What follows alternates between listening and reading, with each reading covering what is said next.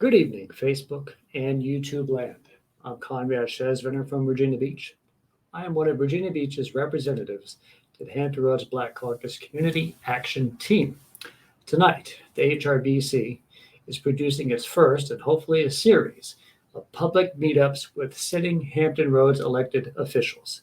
It's called our Meetups, and our goal is to take the temperature of our elected officials in the area, see where they personally stand on important issues related to the Hampton Roads Black Caucus. We wish no political bias with these questions. We will invite Democrats, Republicans, independents, and others. As long as they are sitting 757 politicians, then they will get our respect, candor, and attention, provided they share with us a transparent look at their own opinions. So tonight's questions are simple. They come from Hampton Roads Black Caucus's four pillars that their organization supports to positively impact the Black community.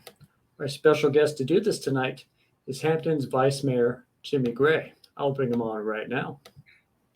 Our first public servant up to the plate on these topics. Vice Mayor Gray, I hope you're having a fantastic evening. If you would, give the viewers a little information about yourself and repping Hampton.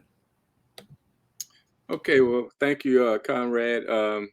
I guess I should say I'm honored to be your first guest on the meetup. I don't know whether that's good or bad. Hopefully, you will you'll not run all your guests away with me being your first one, and and then not return to the show again. But I'll try to do you right so that we'll have a good time with this. But yes, I am Jimmy Gray. I'm currently serving as vice mayor in the city of Hampton. I'm in my second term on city council, and so I've been elected twice. First in a special election to fill a vacant seat back in 2016, and then reelected in 2018 to a 4-year term.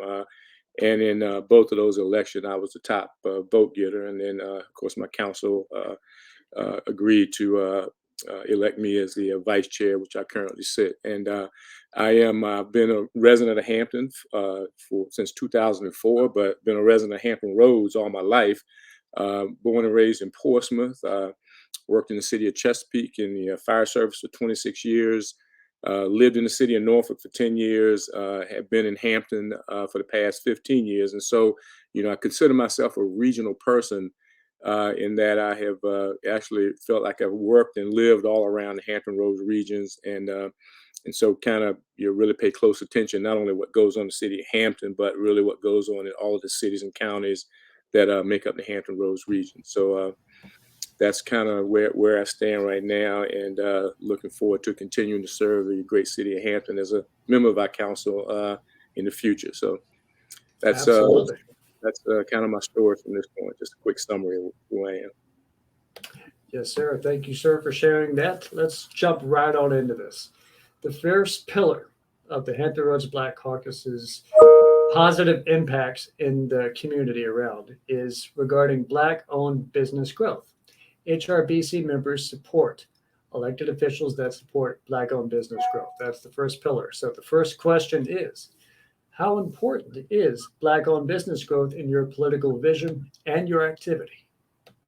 Well, I would say that it's extremely important. I mean, Hampton is a very diverse city, and really a city that is really made up of a lot of small businesses. We're a small, built-out city, of 135,000 people, and so I really, what really kind of feeds the economy in Hampton is all the great, small businesses that are, and many of those businesses are owned by African Americans from our community and from outside of our community. So, we want to work to strengthen the small businesses in our community, and so certainly making sure that African American businesses can thrive in our community and really take advantage of the opportunities that are available, based on where Hampton sits in the region, the diversity of our community, and what we have to contribute to the overall regional economy. I think it's extremely important that we make sure that our African American businesses are successful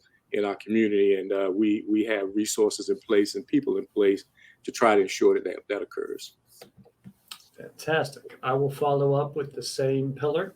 Different question. Does a government with you in it have a role in cultivating Black business growth? Well, yes, it does, and it has in the past. Before I was a council member, it continues today, and I think that is a part of the legacy and of Hampton and part of the culture of Hampton that we consider ourselves a innovative city, and some of the programs that we have in place really are structured to assist small businesses, and particularly minority and women-owned businesses in our community to grow and succeed. Hampton was the first city in the Hampton Roads region to conduct disparity studies to find out where we were falling short, where our gaps were with regard to women and minority businesses getting a piece of the work and the investments of tax dollars in public projects. After those initial disparity studies, we put a couple of things in place, and one of those was a minority business office to help small businesses to grow. The second was a oversight committee, a purchase and procurement oversight committee, which is made up of Hampton citizens and appointed by City Council to kind of oversee our efforts and where we may be falling short, where we're meeting our goals, and what additional work that we might do to be more successful with ensuring that women and minority businesses get a piece of the pie, so to speak, with regard to tax dollars being invested in procurement in the city of Hampton. Our small business coordinator, who works very closely with many of the African American business, the women-owned businesses in our community, Erica Spencer, does an outstanding job in many of the businesses in our community.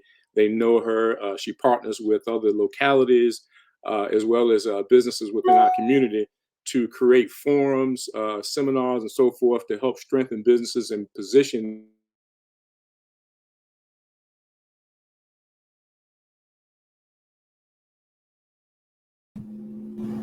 Hopefully that is not me. I sense a little bit of a freezing, but I will maintain. SWAM certified. Yes. For a second there, you froze right mid-sentence. You're back now, so I just wanted to give you a shot if you hadn't completed your thought to do so.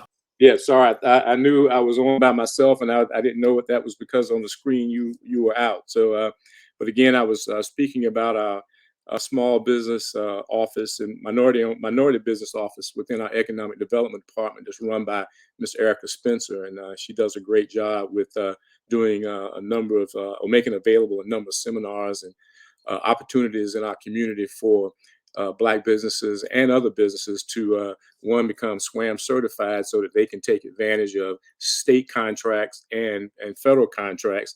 And when those businesses are positioned to be able to do that, then they become more successful and helps to strengthen our overall economy locally. And so we invest in that so that we can make sure that those businesses are in position to take advantage of the opportunities that are available to them. Fantastic. Now, the second pillar is going to be regarding educational advancement. HRBC members support elected officials that support every student of color receiving a quality education that prepares him or her to be a contributing member of a democracy. So, the first question regarding that would be, should education be a bedrock piece of a community's growth? And if so, how? Well, I would tell you that it is extremely important to Hampton, and I'm sure it is to every other community, that if your schools are successful, it attracts citizens to want to live in your community. It attracts businesses to want to invest and locate in your community. So we've heard this over and over in our city because we're also a military city, and that we have Langley Air Force Base located within our locality. And so we know that when the soldiers who are bringing their families here, we understand that the Department of Defense, for example, does a report card on various communities looking at, housing, schools, crime, and other factors, and they make that information available to military people to be able to make decisions on where to live when they come to a community. And the same is true for businesses when they want to locate in the region and making decisions on which cities they may position themselves in. And then families who are relocating to the region, they too make decisions based on the quality of schools. And so we in Hampton find that extremely important to our economy that we know that our schools are thriving. And so that means with the school division as ours, which is probably made up of the majority African Americans, that we want to make sure that we have quality schools that really will provide a great education, ensure that every student graduates on time with the training and education they need to be successful in life. And we invest in that in our city. There are state dollars that come to the localities each year, which we have to match, but we go beyond that in Hampton by giving a greater percentage of our personal property tax from residential real estate, as well as uh, um, again, personal property, a percentage of personal property taxes from residential and personal property to our schools, which gives them a greater share of the revenue coming into our city so that they can in turn invest that in the education. So I say all to say that we have policies in place which we want to invest in schools because we believe every child needs to graduate, and that includes all the African American students who live in our community and attend our schools. Excellent. Now, the next question may partially hit upon some of what you said, but that's okay. We're going to go ahead with educational disparity. And we note that that's a striking problem that impacts our communities in numerous ways. How can your office assist to reduce the disparities? And now, granted, you touched on some, but continue on with some more thoughts on that. And Conrad, if you could ask that full question again, because I don't know whether it was my end or yours that froze up, but I didn't hear all of the question. Here it is. Educational disparity is a striking problem that impacts our communities in numerous ways. How can your office assist to reduce the disparities? Well, again, that schools need resources. I'm back. There's a little bit of freezing going on. Hopefully, it's not my own Wi-Fi. But From has all of the assets in their life to be successful, and so the responsibility on teachers and school personnel is to be able to educate every child regardless of where they come from. That requires resources, and I think I have been fully committed to making sure our schools have the resources they need. We have a great partnership with our school board as well as our school superintendent, because we understand the value of having strong schools to our economy here in Hampton. So it's incumbent upon us to make sure that we are supporting them in the best way that we can, and making sure they have the resources for the facilities, as well as the staff and materials that they need to be able to educate every child. We have a very low dropout rate in schools. Prior to COVID, all of our schools were 100% accredited. And then now we're very proud of the academies of Hampton, which now have become, really a model for how to educate kids in today's environment, by making sure that every student is on path to graduate, not just with a high school diploma, but with a career plan and training necessary to position them for success in the future. And we've invested heavily in making sure that that program is successful. And so when we talk specifically about the African Americans in our community, I want to say that we're very proud of the fact that in one of our academies, where students take dual enrollment with Thomas Nelson Community College, and this year, Phoebus High School, where that particular academy is called the Advanced College Experience. And in that academy, the students, there were 26 students who graduated this year from Thomas.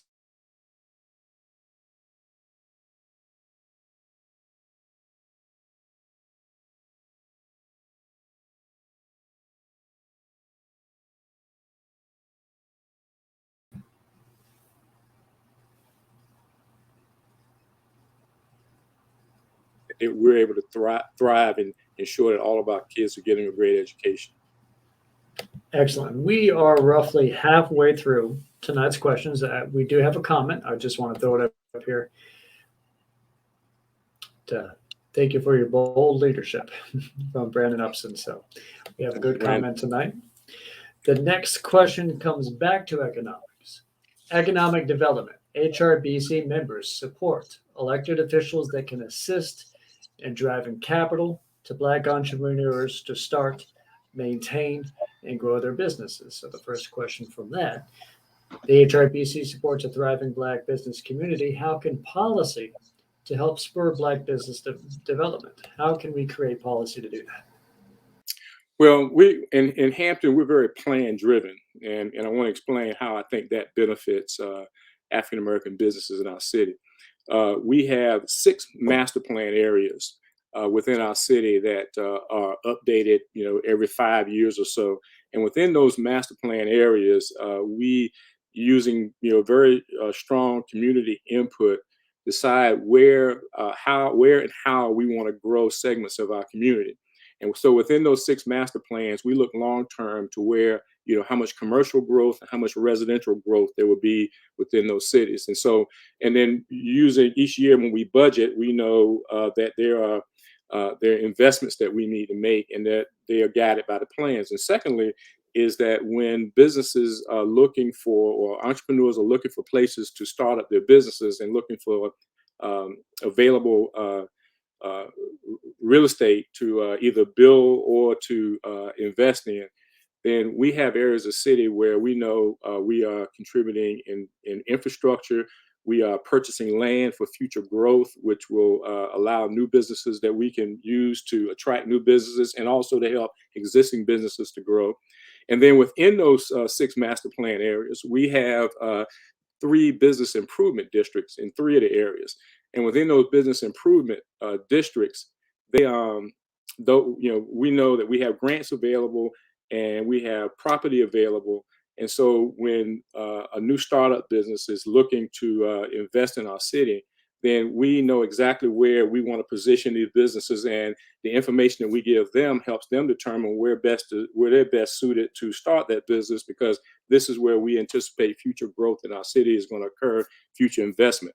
And I think that helps to with African American businesses in terms of being able to plan and know where the best opportunities are in our city. And we're very intentional about that effort. And then using our economic development department, as well as our minority business staff, to help direct them to where the grant opportunities, where available property is located, I think really gives an advantage to what we can do and what we can offer to startup businesses and to those within our community that are looking to expand.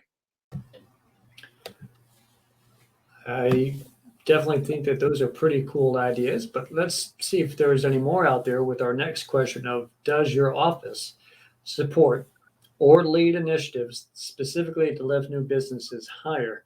And by that, I mean specifically you and other council members in Hampton. Yeah, again, I want to. I think all of my council members support this, and I'm certainly a big supporter of our Office of Minority and Business Development, in that we are trying to be very intentional with helping to strengthen our minority businesses within our city, minority and women-owned businesses, if I can say that as well, by providing resources, providing mentorship with the existing businesses, helping them to strengthen and position themselves to take advantage of opportunities within our city, take advantage of contracts for procurement at the local level and state level. And so we have been investing time and resources in making these kinds of training and forums available, as well as bringing in successful business people to help mentor, answer questions, and provide guidance. And so, we don't just wait for that to happen. We have a very lengthy list of, as a matter of fact, we have next month coming up a business resource fair where we'll invite all the businesses that are looking to try to grow and strengthen themselves within our community to participate in a resource fair where we'll invite successful businesses in to be able to share their success stories and to help these businesses get the guidance they need to grow. And so a lot of that I think is very beneficial to Black-owned businesses within our city to be able to have access to this.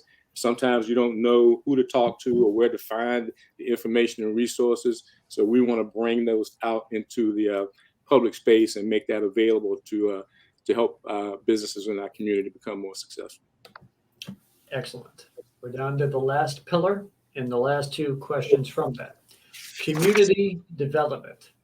HRBC members support elected officials that support building and expanding community development ecosystems. that increase structural capacity and leadership skills of Black community development professionals on regarding underserved Black communities. So, from that, the HRBC values leadership in our communities. How does your office support or foster developing leadership in our community?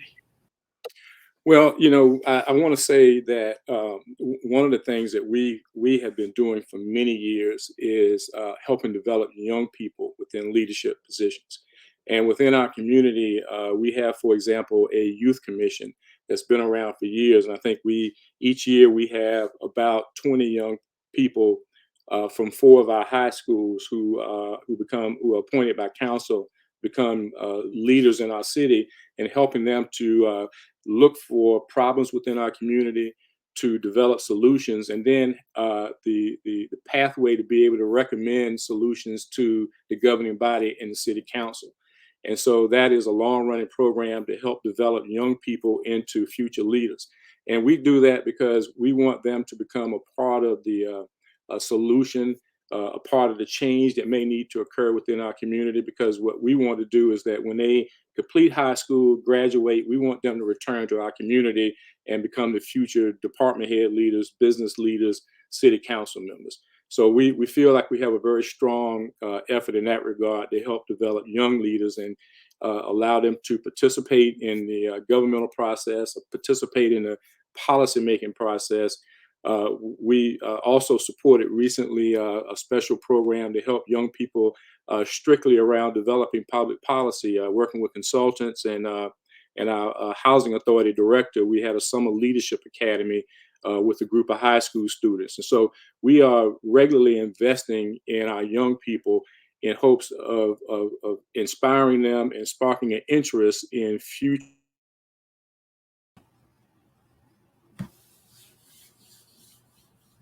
I'm sensing another freeze, but let's wait it out.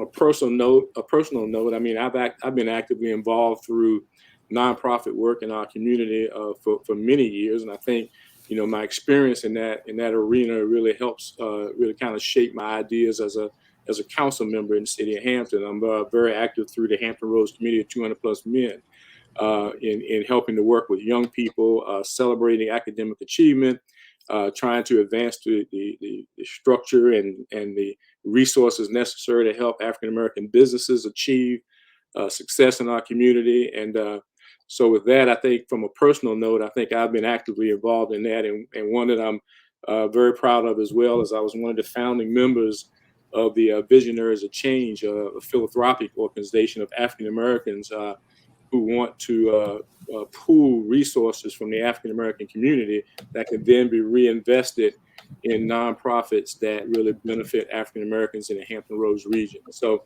again, from a personal standpoint, that's really where my time and energy has gone for many years. But again, understanding the needs of the community from that regard really helps me with making decisions as a council member in Hampton. Thank you. Thank you. I do want to have a little moment here to say hello to Nikki Zimmerman, a great Northern Virginia activist, and one of my good friends as well, Mr. Pyrie Burton in Virginia Beach. Thank you for watching tonight. We are up to the last question of the evening. The Hampton Roads Black Caucus appreciates active politicians and community involvement, and noticing that it's sorely needed for more politicians to be that active. How can your office support creating community events to foster better community atmosphere? Well, that's a great question, and I guess a great closing question, because as a council member, I ran on three things that I wanted to be responsible, be responsive, be visible in the community, and to be able to assist people with the smallest of problems in the community. And that is that we can spend a lot of time analyzing reports and making policy decisions, but at the end of the day, people in the community need to be able to feel that their council members are available to help them with whatever the problems are in their community. And so I spend a lot of time in the community attending events, attending community meetings, and getting to know people and to be able to hear people, and that helps inform my decision making when I'm at city council meetings. And we have 7 strategic priority areas that our council really focuses on when we did our retreat, in terms of being able to meet the vision that we have for our city. And one of those is educated and engaged citizenry. And when we focus on investing time and resources and making sure that we will support programs that bring the community together. We invest in nonprofits that do a lot of the work in that community in helping to create opportunity for people to gather in public spaces, to get together to know each other, and where community leaders can come out and join each other and all, kind of understand and spend time talking about the issues in the city and how we may work together to assist those. I think also through boards and commissions, we try to appoint people to boards and commissions to create future leaders in the community, but also as a way to get people to invest time in helping be a part of the decision-making process in our community. Fantastic.